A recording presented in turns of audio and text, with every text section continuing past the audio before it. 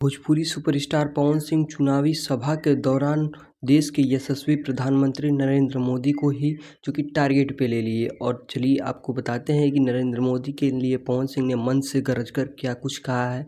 उससे पहले मेरा परिचय। नमस्कार, मेरा नाम है मनीष और आप देख रहे हैं मंचल एक्सप्रेस। दोस्तों, चैनल पर पहली बार आए हैं, चैनल को सब्सक्राइब कर दें और वीडियो को लाइक कर दें। चलिए अब बात करते हैं वीडियो के टॉपिक के ऊपर कि भोजपुरी के सुपरस्टार पवन सिंह ने नरेंद्र मोदी के लिए क्या कुछ कहा है। तो आपको बता दें कि पवन सिंह जो कि काराकाट लोकसभा क्षेत्र से निर्दलीय प्रत्याशी के रूप में चुनाव लड़ रहे हैं।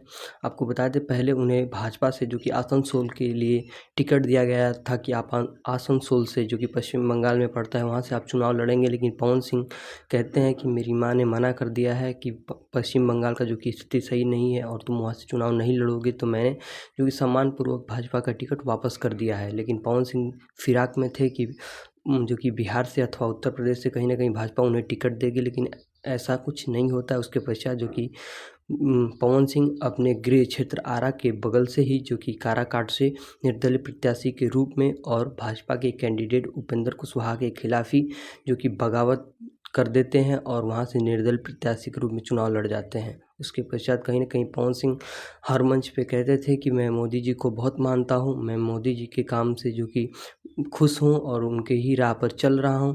लेकिन जो कि आरा के सांसद हैं आर.के. सिंह, उन्होंने कहा था कि पवन सिंह को जो कि निष्कासित कर दिया जाएगा, भाजपा से निकाल दिया जाएगा।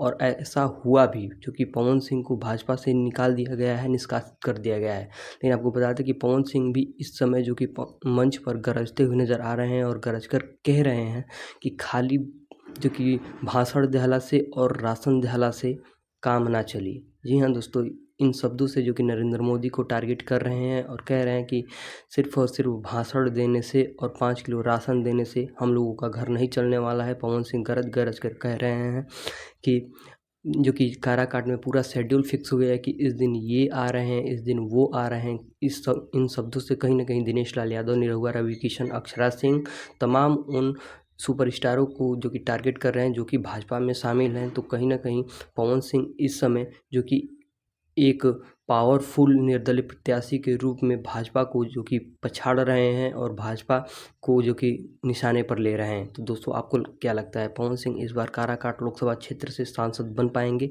या फिर नहीं बन पाएंगे? आप अपने कमेंट बॉक्स में ज़रूर बताइएगा। इलेक्शन से जुड़ी तमाम और खबरें जानने के लिए आप मंचल एक्सप्रेस को सब्सक्राइब कर लीजिएगा। धन्यवाद।